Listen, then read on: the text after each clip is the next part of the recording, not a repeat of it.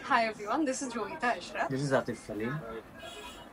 ভুলে গিয়েছি রাখাস না আমরা বার্গার এক্সপ্রেস বসে বসে বার্গার এক্সপ্রেস প্রমোট করতে কে বলছে আমরা একটা restaurant Joyita This is Atif Khalil.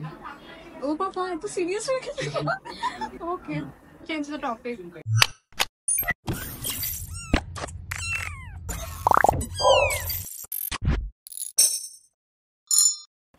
Hi everyone, this is Joita Ashraf. This is Atif Khalil.